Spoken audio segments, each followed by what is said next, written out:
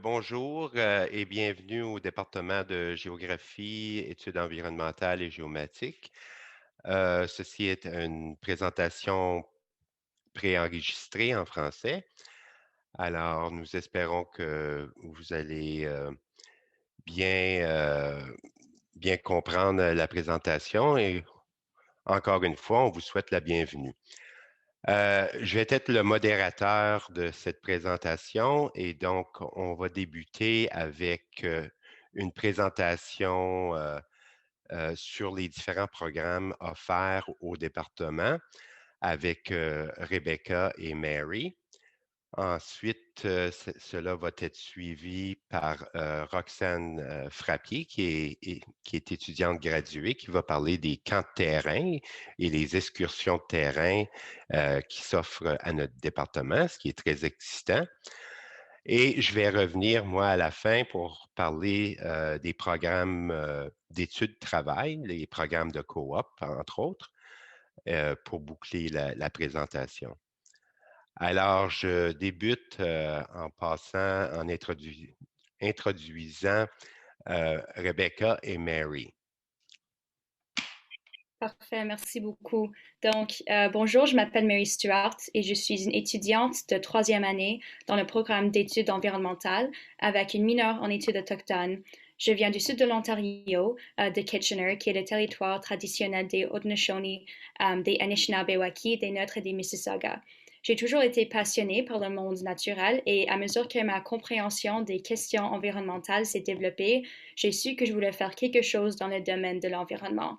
Ce qui m'a attiré à Ottawa et au département de géographie, environnement et géomatique, c'est la nature interdisciplinaire des programmes offerts, la possibilité d'étudier dans la capitale nationale et la proximité du parc de la Gatineau. Aussi, bien sûr, l'opportunité de continuer d'étudier en français tant qu'en anglais. En commençant mes études, je suis aussi devenue intéressée par la justice climatique et j'ai pu commencer à organiser avec différents groupes à Ottawa. Plus récemment, j'ai aidé à mettre sur pied un groupe de justice climatique à l'université. Donc, c'est vraiment intéressant d'associer les connaissances que j'acquiers dans mes cours avec ce que j'apprends à travers différents événements. J'aime apprendre une variété de perspectives dans mon programme en suivant des cours en sciences sociales, en arts et en sciences et géographie.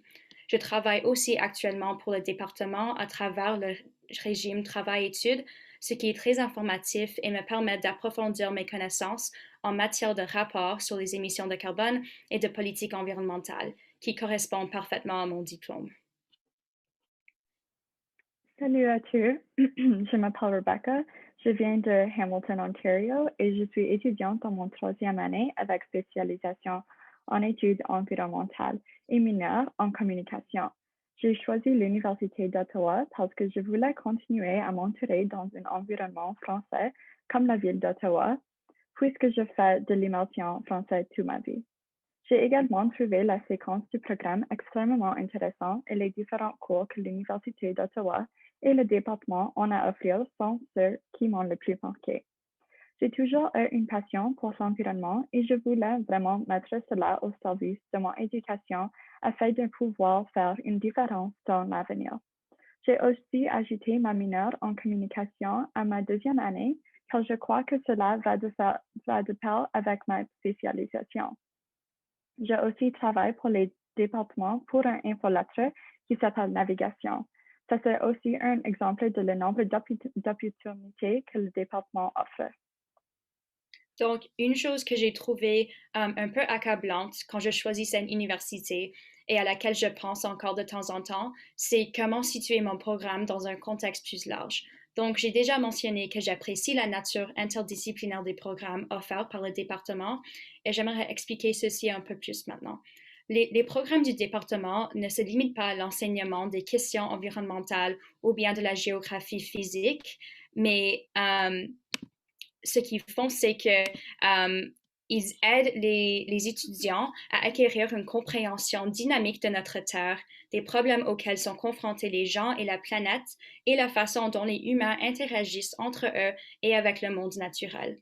Je trouve ça très enrichissant de pouvoir établir des compétences spécialisées au sein du département, comme comprendre les systèmes d'information géographique ou bien des politiques environnementales. Mais ce qui est également formidable, c'est de mieux comprendre comment appliquer ces connaissances dans la société. Donc maintenant, on va vous parler juste un peu par rapport aux programmes qui sont offerts par le département.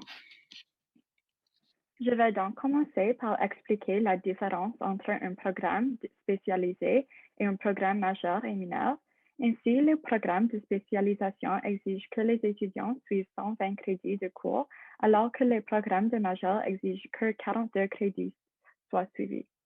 Le programme de spécialisation permet également aux étudiants de rédiger une dissertation en quatrième année, ce qui est une excellente option pour les étudiants qui envisagent de poursuivre une maîtrise dans le futur. Mais si vous n'êtes pas toujours sûr de ce que vous voulez faire à l'avenir et que vous décidez de vous inscrire à un programme de spécialisation, une dissertation n'est pas nécessaire. Comme vous pouvez le voir ici, nous offrons un certain nombre d'options de programmes pour les étudiants intéressés par la géographie. Cela inclut le choix de mélanger différents majeurs, mineurs, ainsi que des options comme une option dans l'étude urbaine. Chacun de ces choix comporte un lien qui vous permet de voir en quoi consiste la séquence de programme, comme ici. C'est en fait très bien car cela aide beaucoup au moment de choisir les cours et aussi de voir de plus près ce que vous allez suivre dans chaque programme. Je sais aussi que pour moi, au moins, j'adore planifier, alors le fait de pouvoir voir tout ce qui est présent devant moi comme cela m'a beaucoup aidé. Une autre particularité du département est que si vous voulez obtenir un baccalauréat en sciences, vous n'êtes pas obligé de vous inscrire. Il est disponible avec une majeure en géographie physique ou en géomatique. La géographie est un programme formidable car il y a un mélange de géographie physique et humaine. Alors, c'est un programme pour tout le monde.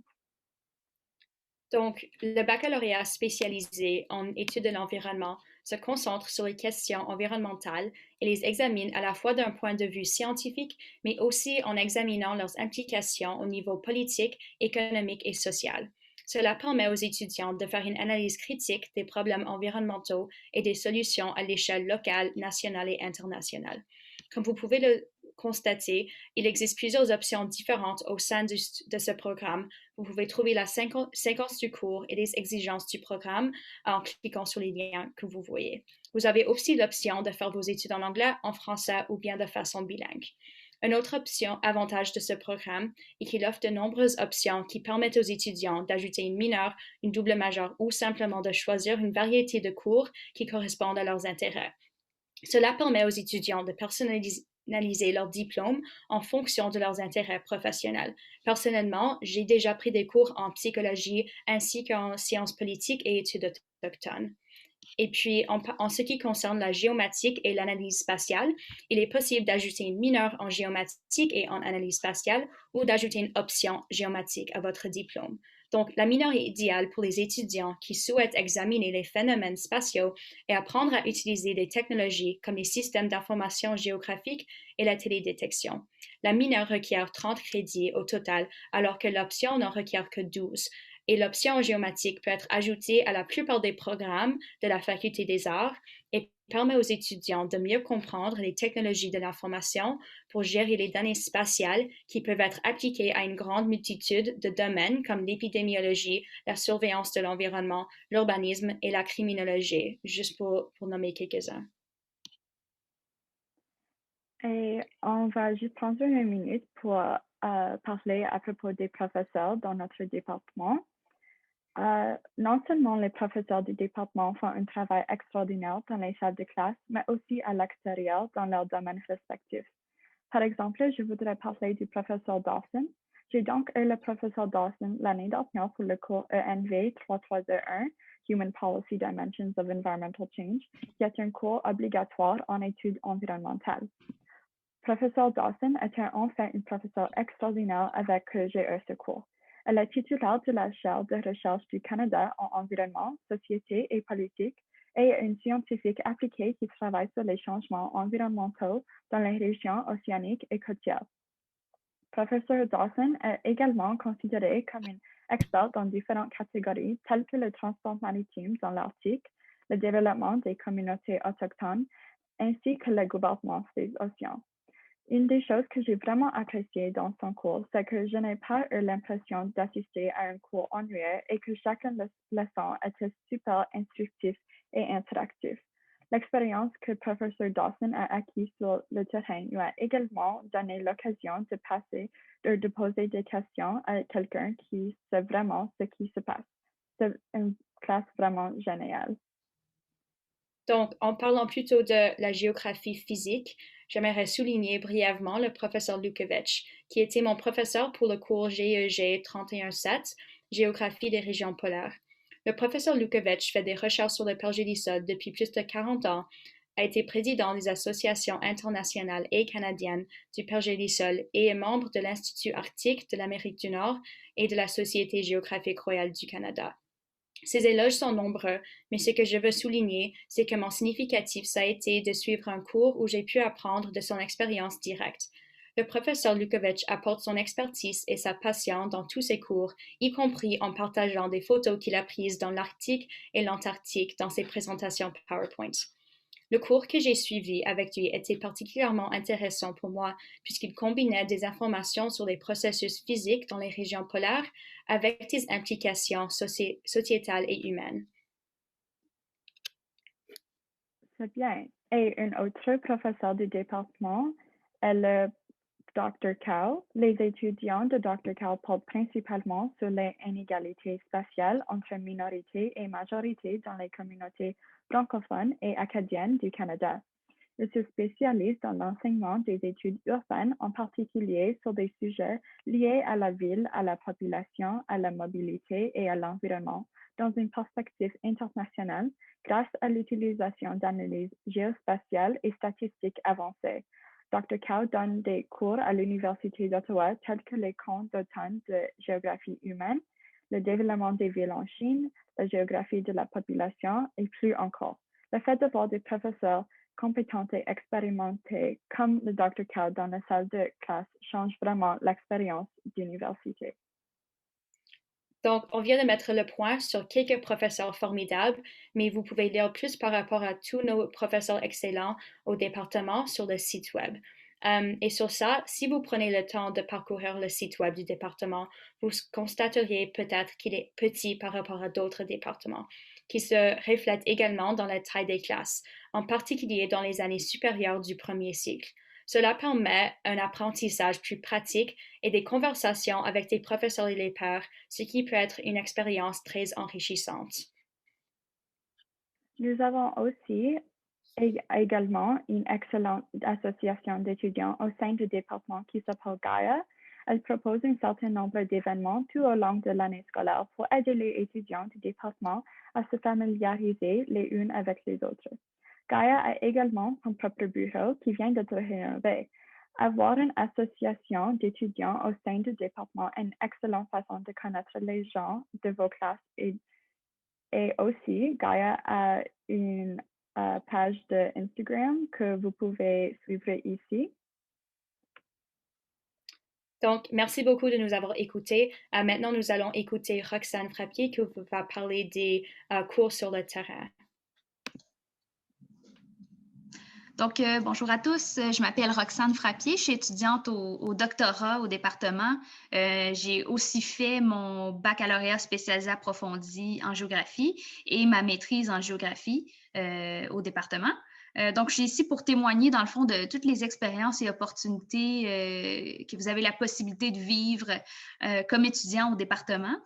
Donc, je vais tout de suite vous amener sur le site web. Donc, ici, on a la page d'accueil du site web il y a vraiment plusieurs onglets intéressants pour en savoir plus sur les programmes d'études qu'on vient juste de vous présenter. Il suffit d'aller ici sur les programmes de premier cycle. Vous allez pouvoir explorer les différents programmes. Moi, je vais vous amener ici à pourquoi étudier avec nous. 10 bonnes raisons d'étudier avec nous. Je vais vous inviter plus tard à retourner sur cette page-là qui est vraiment intéressante.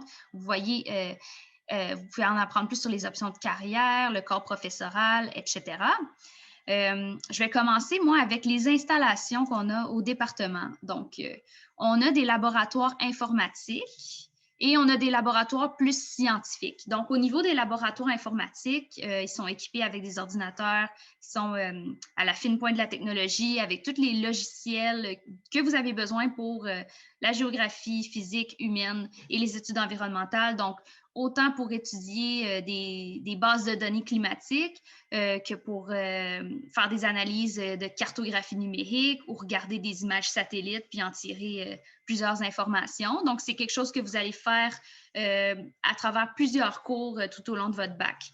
On a aussi donc le laboratoire de géographie physique ici qui est doté de plusieurs instruments, équipements, autant pour aller faire de l'échantillonnage sur le terrain que pour faire des analyses en laboratoire. Donc, il y a des microscopes pour regarder, par exemple, des échantillons de sédiments que vous allez avoir pris sur le terrain.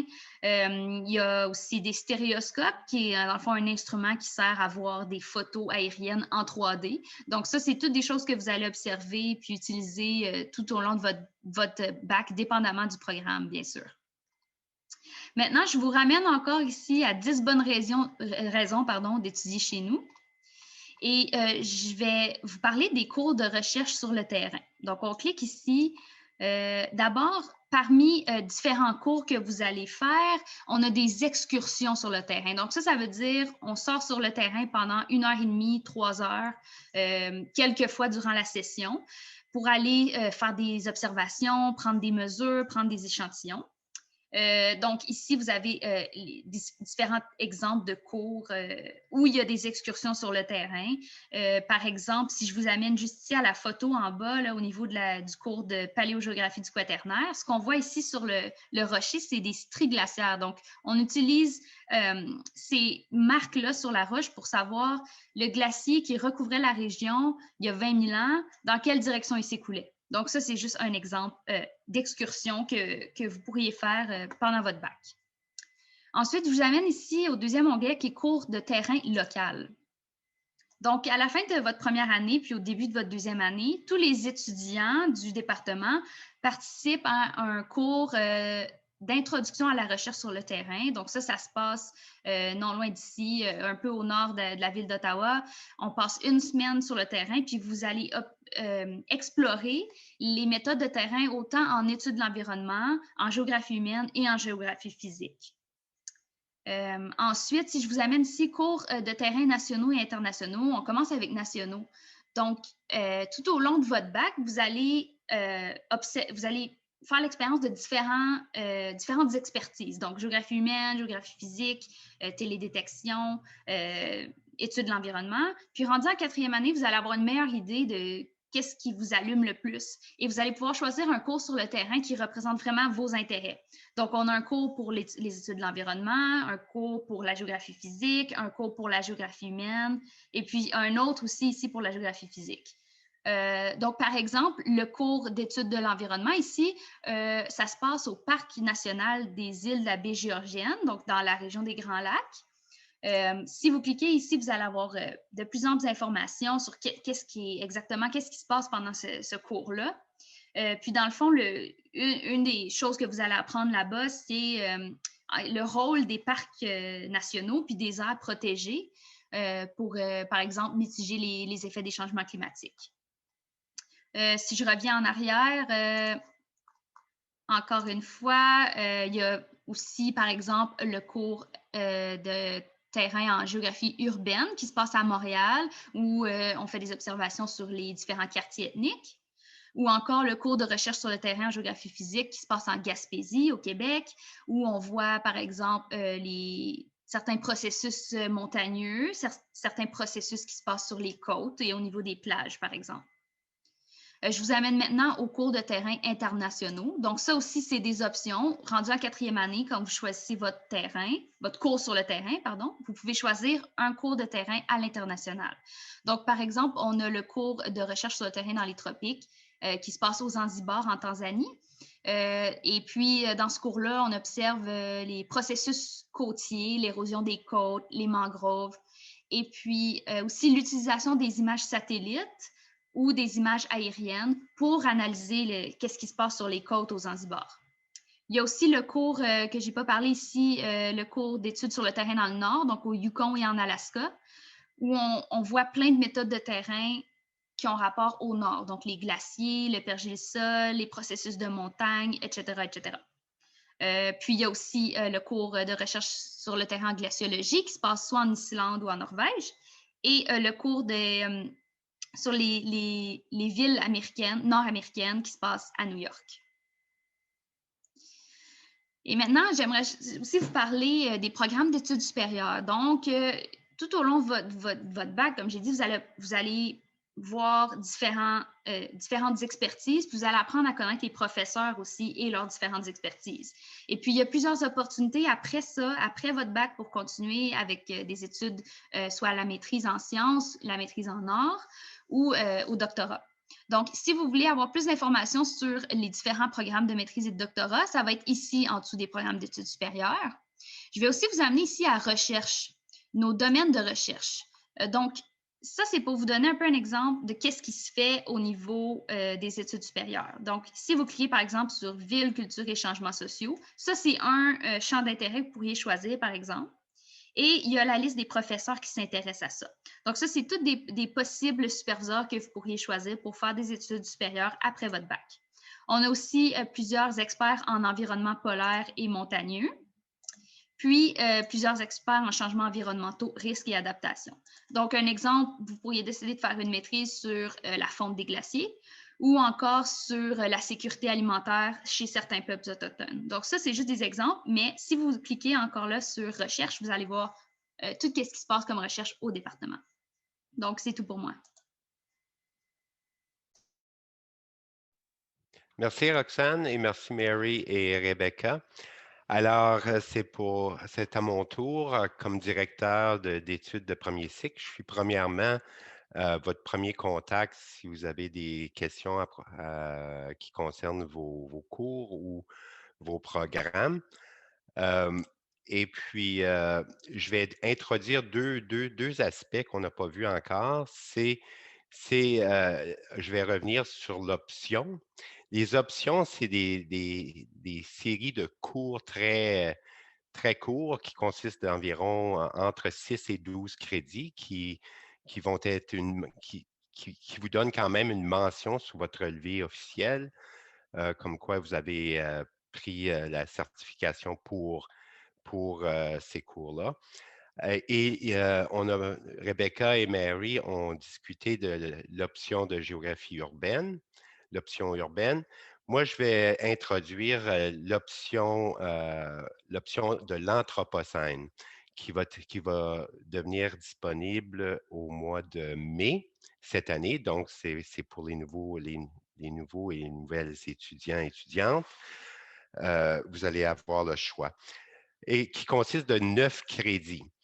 9 crédits, ça se transforme en 3 cours que vous devez prendre durant votre bac pour avoir l'option ou la mention de l'option sur votre relevé de notes. L'Anthropocène, c'est excitant comme sujet et moi, comme géographicien, j'aime beaucoup ça. Mais ce n'est pas nécessairement restreint à la géographie physique, c'est aussi la géographie humaine et de l'étude environnementale. C'est un mix. Et alors ici, on regarde vraiment l'Anthropocène. Qu'est-ce que ça veut dire? L'Anthropocène, c'est l'impact humain sur l'environnement. Donc, on regarde différents aspects de l'Anthropocène, qui est la période de temps depuis la révolution industrielle où ce que l'humain devient vraiment un agent actif dans l'environnement. Donc, par ses modifications, ses émissions, etc. Et donc, cela va devenir disponible au mois de mai. Donc, ça devrait devenir disponible sur le site web dès mai ou juin cette année pour ceux et celles qui sont intéressés. La deuxième partie, c'est qu'en tant que directeur d'études de premier cycle, je suis aussi le coordinateur de coop. Donc, maintenant, je vais partager mon écran pour parler avec vous. Encore, c'est sur le site web du département. Et c'est le sujet, c'est le sujet de travail-études. Donc, tout au long de votre bac, vous pouvez vous inscrire dès la deuxième année au programme coop, mais le programme coop est ici sur le site, mais il y a d'autres options aussi. Il y a le régime travail-études, il y a le PIRC, et donc programme d'initiation à la recherche de premier cycle. Moi, j'ai eu plusieurs étudiants ici qui ont décidé d'opter pour le PIR-PC, ce qui consiste d'essentiellement une option de travailler avec un professeur sur un mini-projet. Ce n'est pas une maîtrise, mais c'est un mini-projet pour donner de l'expérience en recherche. Il y a aussi les programmes de bourse de recherche qu'on peut regarder et les séries. Mais je vais vraiment me concentrer sur le programme coop.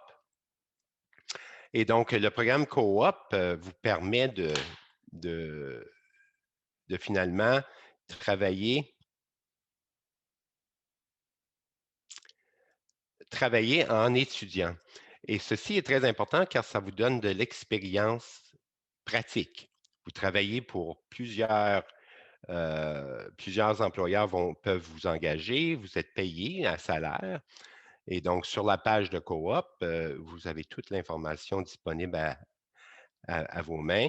Voici quelques employeurs participants. C'est les secteurs publics du gouvernemental, Affaires autochtones et Nord du Canada, Environnement et Changement climatique Canada, etc., comme exemple. Et vous allez être assigné à faire différentes tâches.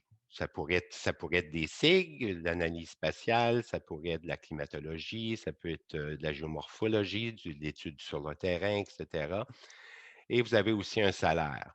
Le salaire pour 2020 était environ pour le stage 1, 17 et 77 $.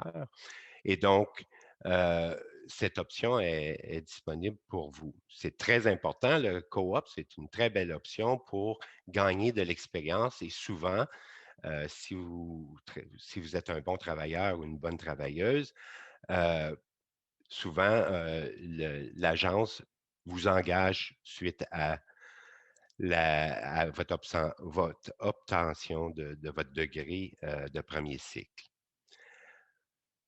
Alors, visitez notre site web pour plus ample d'informations au sujet du programme de coop. Et dernièrement, pour fermer la session, je vous invite à participer à la session de clavardage qui est fournie par Gaia, qui est l'Association étudiante de premier cycle du département de géographie, environnement et géomatique. Et pour répondre à diverses questions sur les programmes, les expériences étudiantes, etc. Alors, je vous dis bonjour là-dessus et en espérant vous voir au mois de septembre. Bon été.